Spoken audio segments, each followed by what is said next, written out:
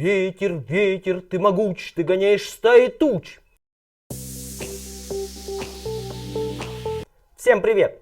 Вот такими строками стихов Александра Сергеевича мы и начнем наше видео. Как вы уже догадались, речь пойдет о ветрах. Как возникает ветер? Конечно же, из-за разности атмосферного давления. Проведем эксперимент. Наберем побольше воздуха в грудь и выдуем его. Обычное действие. Давайте его разберем.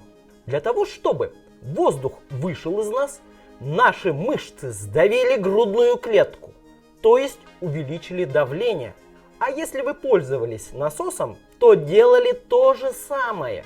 Нажимали на рычаг поршня для того, чтобы увеличить давление. И сжатому воздуху ничего не остается, кроме того, как идти из области высокого давления в область низкого. Движение воздуха так и происходит. И чем больше разница между высоким давлением и низким, тем сильнее будет дуть ветер. Какие бывают ветра? Их можно разделить на три большие группы. Постоянные, сезонные и местные. Постоянные ветра – это те, которые в течение всего года не меняют своего направления. Как они возникают? А всему виной пояса давления. Они разные. Давайте изобразим схему поясов давления на планете Земля. Итак, на экваторе, это 0 градусов широты, у нас возникает пояс низкого давления. Здесь самое низкое давление на нашей планете. С чем это связано? Дело в том, что экваториальные широты прогреваются лучше всего. А соответственно, воздух там нагретый и поднимается вверх. А раз он поднимается вверх, то он разряжен. А раз он разряжен, то и давление оказывается очень низким. За ним идет область тропических широт. И здесь давление высокое. Здесь обратная ситуация. Давление оказывается высоким, потому что нисходящие токи воздуха начинают опускаться вниз. После чего умеренные широты. Здесь у нас с вами давление опять становится низким. И наконец, когда речь идет о полярных широтах, то давление опять становится высоким. Итак, применяем знания, полученные в самом начале этого ролика. Помним, что ветер дует из области высокого давления в область низкого. И по этой логике все ветра дуют в направлении либо север-юг, либо юг-север. Но это не работает, а всему виной сила Кориолиса.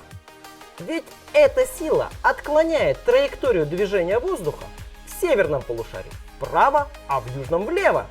Именно благодаря силе Кориолиса формируется западный перенос и пассатная циркуляция ветров. Получается так, что пассаты начинают движение от тропических широт по направлению к экватору.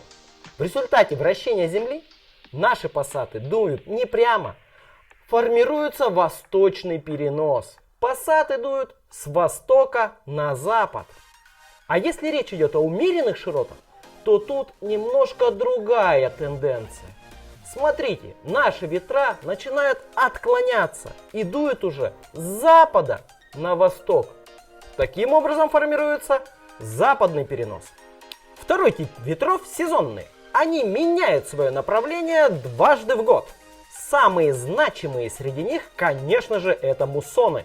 Как любой другой ветер, они точно так же будут возникать из-за разности атмосферного давления. Только вот это самое давление будет меняться от того, лето у вас за окошком или зима. Летом наша суша прогрета хорошо. Над ней будут возникать восходящие токи воздуха. Значит, воздух оказывается разряженным и давление будет низким. А ведь низкое давление – это не что иное, как самая лучшая приманка для нашего воздуха. А дуть он может как раз таки из области высокого давления. То есть из океана или из моря, где у нас с вами вода только-только начала прогреваться, а значит она еще холодная. Соответственно, там над ней будет формироваться нисходящие потоки воздуха, они же и будут увеличивать наше атмосферное давление. А значит, воздух будет дуть из моря на сушу. Ветер с моря дул, и приносил он отнюдь не беду, а прохладный и влажный воздух. Именно поэтому лето в муссонном типе климата будет дождливым и прохладным. Зимой все меняется. У нас с вами суша оказывается очень холодной. Она быстро остывает, и поэтому над ней формируются нисходящие тяжелые потоки воздуха. Они же и увеличивают наше атмосферное давление. А вот вода будет действовать совершенно по-другому. Она еще не успела полностью остыть и оказывается тепленькой. А раз она тепленькая, то соответственно там будут формироваться восходящие токи воздуха, и давление будет низким. Смотрите, направление нашего ветра будет меняться и идти от суши, наоборот, в море или океан. Зима в таком типе климата будет холодной и малоснежной. Оно и удивительно, ведь зимние континентальные ветра, они очень сухие и холодные. И, наконец, последний тип ветра – местные ветра. Таких ветров очень много. Бриз, фен, сирокко, суховей. Всех не перечислить. Но мы поговорим о самых распространенных. Бриз, он чем-то похож на муссонные ветра, только возникает локально, около крупных водоемов. Этот ветер будет менять свое направление дважды в сутки. Давайте разбираться почему. Как всегда, виной давление. Итак, днем у нас с вами суша будет прогрета очень хорошо. Соответственно, над ней будут возникать восходящие токи воздуха. Давление будет низким. А вот вода только-только начинает прогреваться. Соответственно, давление над ней будет высоким, потому что водичка еще холодная. Соответственно, ветер будет приходить из водоема, принося с собой много влаги и прохлады. Вспомните, когда вы отдыхаете на каком-нибудь озере или реке, ситуация именно такая. Вода прохладная, и ветер с нее дует тоже прохладный. И в самую жару приятно сидеть как раз таки около такого водоема. Когда мы говорим про ночь, у нас меняется все совершенно по-другому. Суша оказывается не прогретой, она остыла, и давление высокое.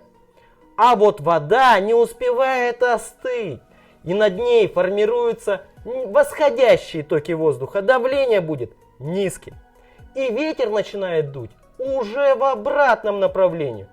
Вспомните, ведь ночью вода оказывается намного теплее, чем днем. И это не случайно, потому что она прогрета лучше, чем суша. Вот такие они, эти ветра. Вы думаете, что сопромат это невообразимо сложно?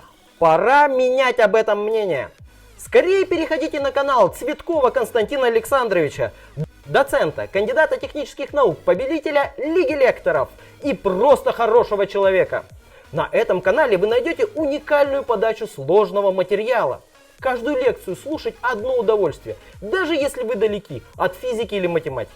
В общем, я, учитель географии Михаил Ваганов и оператор и монтажер нашего видео Алексей Жаров рекомендуем к просмотру этот канал. Ну и на этом все. Всем пока-пока!